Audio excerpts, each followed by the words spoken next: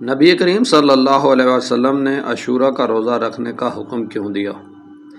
آخر اس دن ایسا کیا ہوا تھا کہ رسول اللہ صلی اللہ علیہ وآلہ وسلم خود بھی روزہ رکھتے تھے اور صحابہ کرام کو بھی اس کی ترغیب دیتے تھے؟ کیا عاشوراء صرف ایک تاریخی دن ہے یا یہ ہمارے ایمان، شکر گزاری اور اللہ سے تعلق کو مضبوط کرنے کا ایک عظیم موقع بھی ہے؟ آج کی ویڈیو میں ہم قرآن و سنت کی روشنی میں عاشوراء کے روزے کی حقیقت جانیں گے۔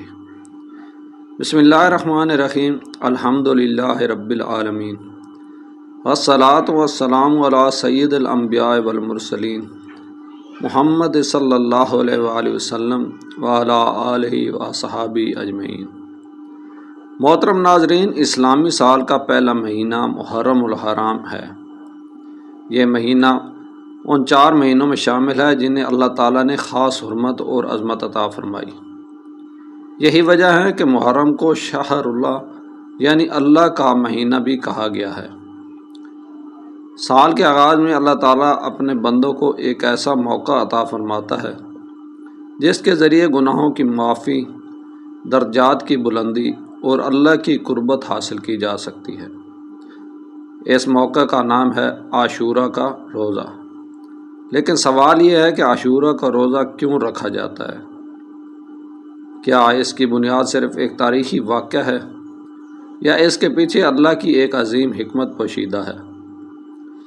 آئیے قرآن و سنت کی روشنی میں ہم اس سوال کا جواب تلاش کرتے ہیں۔ ناظرین، عاشوراء عربی زبان کے لفظ عشر سے نکلا ہے جس کا مطلب ہے 10۔ محرم کی 10ویں تاریخ کو یوم عاشوراء کہا جاتا ہے۔ یہ دن اللہ تعالیٰ کے نزدیک ایک عظیم دن ہے۔ اس دن اللہ تعالیٰ نے اپنے ایک جلیل القدر نبی اور ان کے ماننے والوں کو نجات عطا فرمائی اور ظالم و سرکش فرعون کو اس کے لشکر سمیت سمندر میں غرق کر دیا۔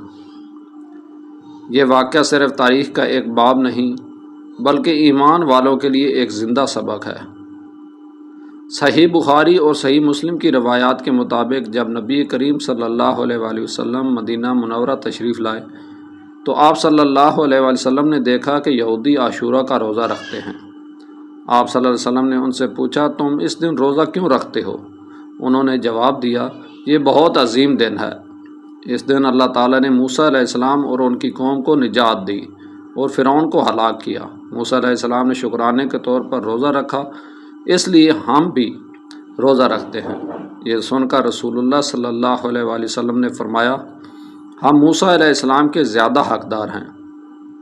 پھر آپ صلی اللہ علیہ وآلہ وسلم نے خود بھی روزہ رکھا اور صحابہ کرام کو بھی اس کا حکم دیا۔ ذرا غور کیجئے، رسول اللہ صلی اللہ علیہ وآلہ وسلم نے اس دن روزہ رکھنے کی وجہ کیا بیان فرمائی؟ شکر گزاری، اللہ کا شکر ادا کرنا۔ جب اللہ اپنے بندوں پر نعمت فرمائے تو اس نعمت کا اظہار صرف زبان سے نہیں بلکہ عبادت کے ذریعے بھی کیا جاتا ہے۔ اس لیے عاشوراء کا روزہ دراصل شکر کا روزہ ہے۔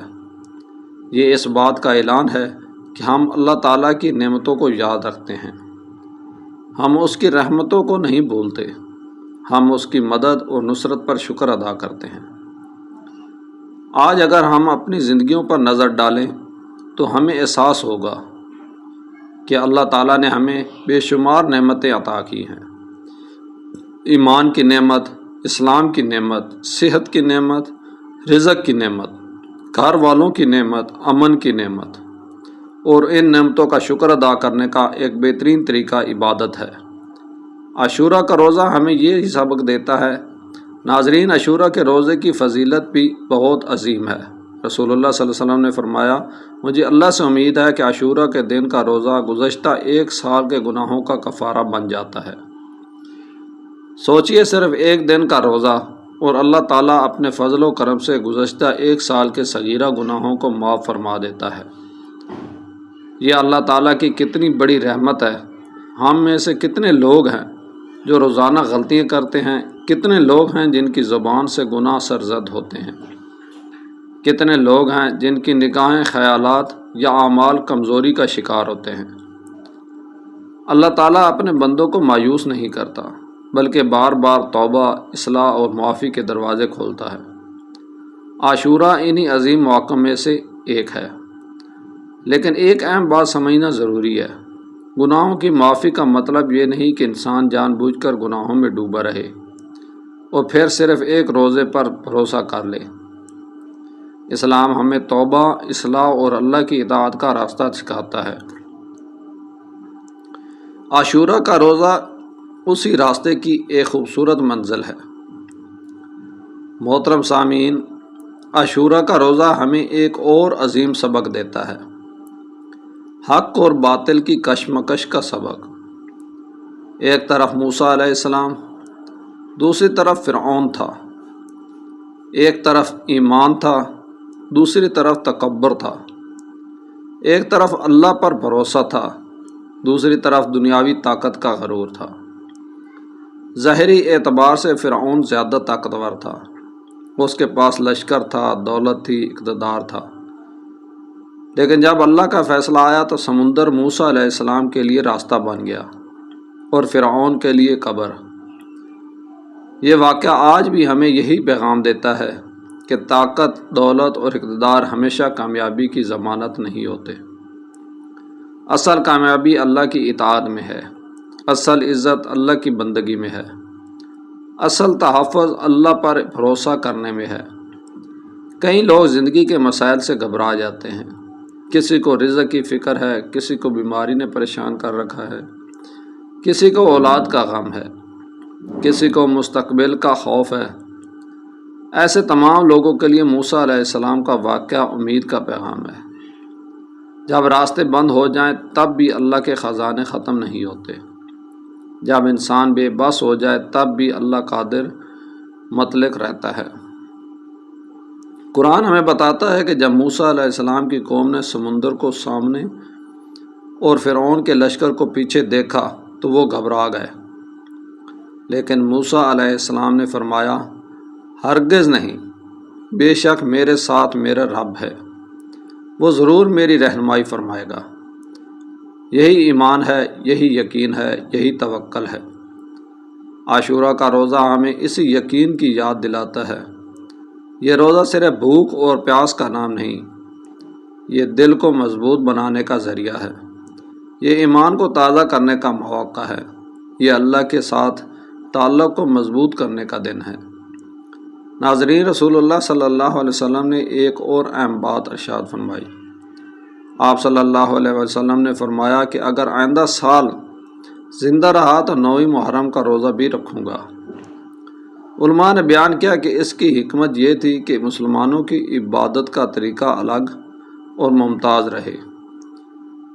اس لیے بہتر یہ ہے کہ 10 محرم کے ساتھ 9 محرم کا روزہ بھی رکھا جائے، اور اگر 9 کا روزہ ممکن نہ ہو تو 10 کے ساتھ 11 کا روزہ بھی رکھا جا سکتا ہے۔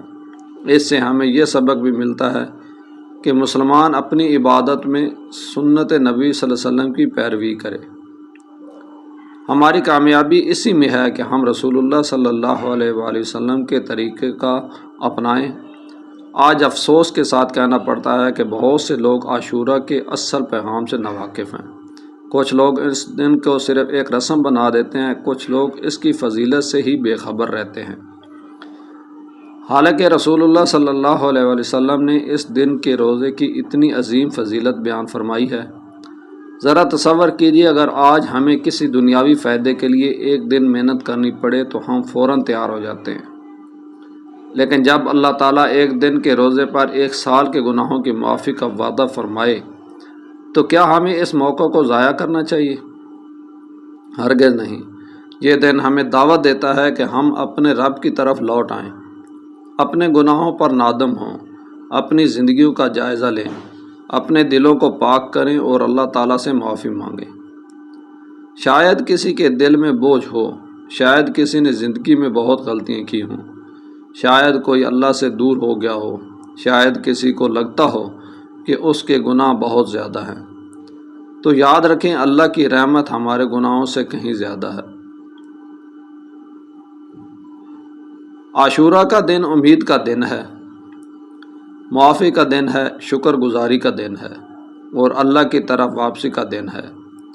آج عہد کیجیے کہ ہم عاشورہ کا روزہ رکھیں گے، اپنے اہل خانہ کو بھی اس کی ترغیب دیں گے، اپنے بچوں کو اس دن کی حقیقت بتائیں گے اور اس عظیم سنت کو زندہ کریں گے۔ محترم ناظرین، عاشورہ کا روزہ ہمیں 3 عظیم پیغام دیتا ہے۔ پہلا پیغام، اللہ کا شکر ادا کرو۔ دوسرا پیغام، اللہ پر کامل بھروسہ رکھو۔ تیسرا پیغام، توبہ اور نیکی کے ذریعے اپنے رب کے قریب ہو جاؤ۔ اللہ تعالی ہمیں عاشورہ کی قدر کرنے، اس دن کا روزہ رکھنے اور اس کے ذریعے اپنی مغفرت کروانے کی توفیق عطا فرمائے۔ آمین یا رب العالمین۔ اگر آپ کو یہ ویڈیو پسند آئے تو اسے ضرور شیئر کریں تاکہ زیادہ سے زیادہ لوگ عاشورہ کے روزے کی فضیلت اور اس کی حقیقی پیغام سے آگاہ ہو سکیں۔